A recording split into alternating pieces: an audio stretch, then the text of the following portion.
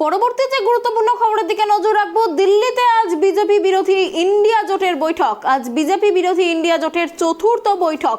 এই বৈঠকে যোগ দেবেন মুখ্যমন্ত্রী মমতা বন্দ্যোপাধ্যায়। 92 জন সাংসদের সাসপেনশনের আবহে ইন্ডিয়া জোটের বৈঠকে আজ জোটের মিটিংয়ে হাজির থাকবেন কেজরিওয়াল, ভগবন্ত মান ও রাঘব চাড্ডা, এছাড়াও অন্যান্য ইন্ডিয়ার সদস্যরা। এই বিষয়ে বিস্তারিত জানবো, আমাদের সঙ্গে রয়েছে আমাদের প্রতিনিধি দেবযানী। দেখো, 92 জন সাংসদের সাসপেনশনের আবহে আজকে ইন্ডিয়া জোটের বৈঠক হতে চলেছে। কি কি বিষয় উঠে আসতে পারে বৈঠকে, কি জানা যাচ্ছে?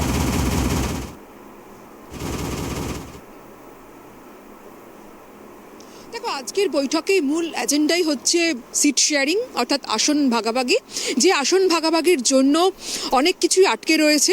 আমরা দেখেছি 3টে বৈঠক ইতিমধ্যেই হয়ে গিয়েছে ইন্ডিয়া জোটের, এবং আজকে এটা চতুর্থ বৈঠক। আমরা মুম্বাইয়ে যেটা বৈঠক হয়েছিল, লাস্ট যে বৈঠক, সেখানেই ঠিক হয়েছিল দিল্লিতে হবে চতুর্থ বৈঠক, এবং সেই মতো আমরা দেখলাম দিল্লিতেই চতুর্থ বৈঠক ডাকা হয়েছে, এবং 27টা দল, বিরোধী দল আজকে এই বৈঠকে থাকছে।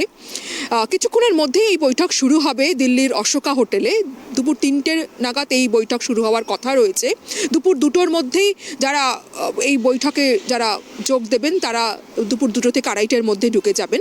তবে আজকের বৈঠকের যেটা মূল আলোচ্য বিষয় সেটা হচ্ছে আসন ভাগাভাগি।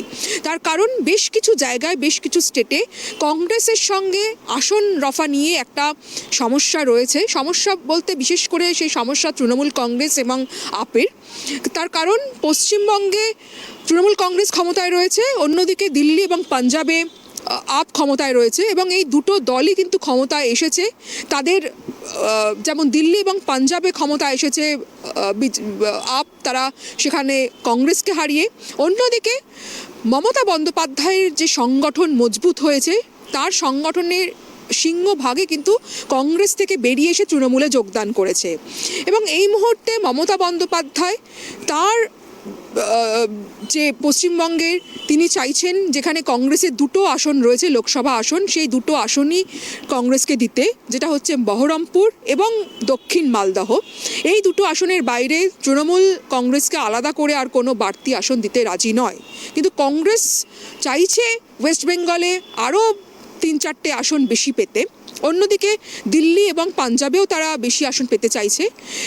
আজকে যদি এই বৈঠকে মমতা বন্দ্যোপাধ্যায় এবং আপের সঙ্গে কংগ্রেসের বৈঠকে এই 3টে রাজ্যে মূলত কে কাকে কোথায় কটা সিট ছাড়বে সেটা আলোচনার একদম প্রথমেই থাকবে, এমনটাই আমরা সূত্রের খবর পাচ্ছি।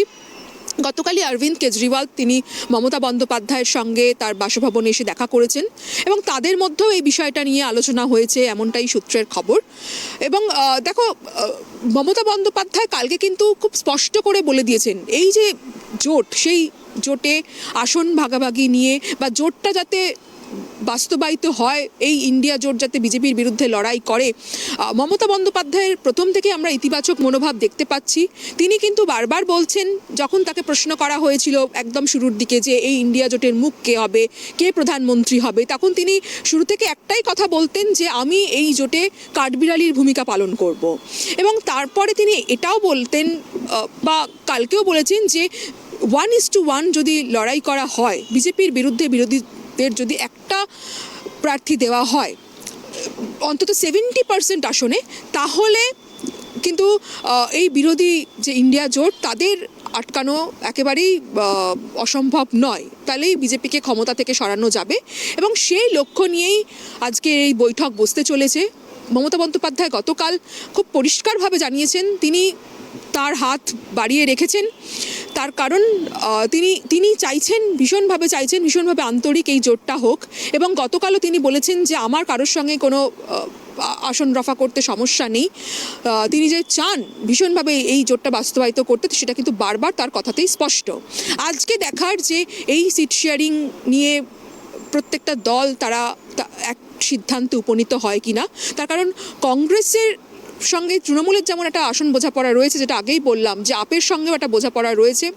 সেখানে শুধু আপ নয়, সমাজবাদী পার্টি ইউপিতে অখিলেশ যাদবের দল, তাদের সঙ্গে আসন ভাগাভাগির একটা সেখানে কংগ্রেসের সমস্যা রয়েছে। কারণ ইউপিতে কংগ্রেসকে হারিয়ে সমাজবাদী পার্টি তারা ক্ষমতা এসেছিল, এবং তবে এই মুহূর্তে কংগ্রেসকে তারা কতটা আসন ছাড়বে সেটা আজকের আলোচনাতে অনেকটাই ঠিক হবে অনন্যা। তবে আজকে যেমন আসন ভাগাভাগি নিয়ে একটা বড় আলোচনা হবে, সেই রকম গতকালের যে ঘটনা, যেভাবে এই অধিবেশনে প্রায় 100 জনের কাছাকাছি 92 জন সাংসদকে সাসপেন্ড করেছে এবং গতকাল একটা সিংহভাগ সাংসদকে সাসপেন্ড করেছে লোকসভার স্পিকার, তাতে কিন্তু আমরা দেখেছি যে বিরোধী ঐক্য আরও বেশি মজবুত হয়েছে। আমরা গতকালকেই দেখেছিলাম যে যারা বিরোধী পক্ষ তারা তার প্রতিবাদ জানিয়েছে। আজকেও একসঙ্গে সংসদ চত্বরের রাহুল গান্ধী, সুদীপ বন্দ্যোপাধ্যায়, শরদ পাওয়ার তারা একজোট হয়ে প্রতিবাদ জানিয়েছেন এবং সংসদের বাইরে আজকে ধর্নায় বসেছে বিরোধীরা। এবং আমরা এটাও দেখেছিলাম গতকাল যে এই যে সংসদে যে রংবোমা হামলা হয়েছিল এবং তার জন্য ডেরেক ওব্রায়েন প্রতিবাদ করায় তাকে সাসপেন্ড করা হয়েছিল, তার প্রতিবাদ জানিয়ে এবং তার যাতে সাসপেনশন তুলে নেওয়া হয় সেটা মল্লিকার্জুন খাড়গে জগদীপ ধনকরকে চিঠি দিয়েছিলেন, উপরাষ্ট্রপতিকে চিঠি দিয়েছিলেন যাতে তার সাসপেনশন তুলে নেওয়া হয়। এবং গতকাল থেকেই আমরা দেখছি যে বিরোধী ঐক্যের যে ছবি, সেই ছবি গতকাল থেকেই ধরা দিচ্ছে। আজকেও সেই ছবির কোনো ব্যতিক্রম ঘটেনি। আর কয়েক ঘন্টা পর যখন বৈঠক, তার আগে রাহুল গান্ধী, শরদ পাওয়ার, সুদীপ বন্দ্যোপাধ্যায়ের এই একসঙ্গে যে সংসদের বাইরে যে প্রতিবাদ, সেটা কিন্তু বিজেপিকে একটা খুব জোরালো বার্তা দিলই বলে রাজনৈতিক মহল মনে করছে। তবে আর কয়েক ঘন্টার অপেক্ষা, তার মধ্যেই তারপরে শুরু হতে চলেছে এই বৈঠক এবং লোকসভার আগে এই বৈঠক কিন্তু অত্যন্ত রাজনৈতিকভাবে তাৎপর্যপূর্ণ। অনন্যা, অনেক ধন্যবাদ দেবযানী আমাদের সঙ্গে থাকার জন্য। আপনাদের আরও একবার জানিয়ে রাখি যে আজ ইন্ডিয়া জোটের মহা বৈঠক, আর সেখানে যোগ দিতে ইতিমধ্যে পৌঁছে গেছেন মুখ্যমন্ত্রী মমতা বন্দ্যোপাধ্যায়।